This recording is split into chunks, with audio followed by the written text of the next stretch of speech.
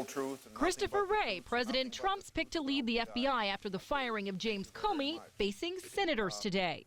If I am given the honor of leading this agency, I will never allow the FBI's work to be driven by anything other than the facts, the law, and the impartial pursuit of justice, period, full stop. The Russian firestorm engulfing Washington dominated questions from both Democrats and Republicans. Do you believe that the Russians were involved in trying to influence the 2016 election? I have no reason to doubt the intelligence community's assessment.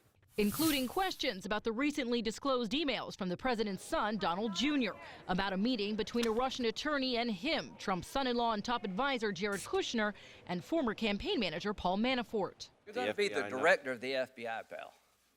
So here's what I want you to tell every politician. If you get a call from somebody suggesting that a foreign government wants to help you by disparaging your opponent, tell us all to call the FBI. To the members of this committee, any threat or effort to interfere with our elections from any nation state or any non-state actor is the kind of thing the FBI would want to know.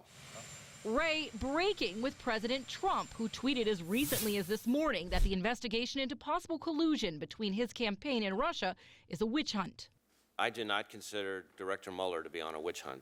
While he lauded past working relationships with both special counsel Robert Mueller and fired FBI Director James Comey, Wray, a former assistant attorney general under President George W. Bush in charge of the criminal division, maintained he has the ability to remain independent. No one should mistake my low-key demeanor as a lack of resolve, as some kind of willingness to compromise on principle, because anybody who does would be making a very grave mistake.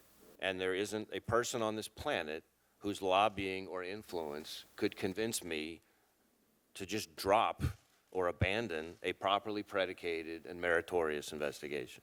And that, according to Wray, includes the commander-in-chief. If the president asks you to do something unlawful or unethical, what do you say?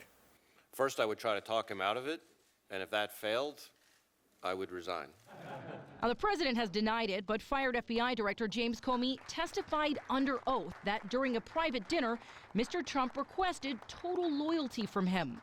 He asked specifically of loyalty in the context of asking me to stay.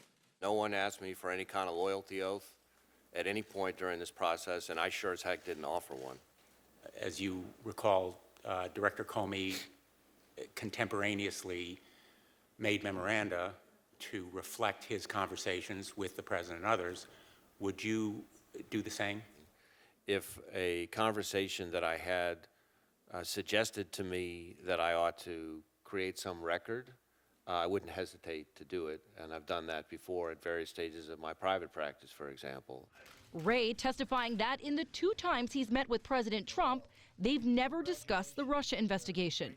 I can assure you that if anything had been said that made me remotely uncomfortable, I would not be sitting here today providing testimony in support of my nomination.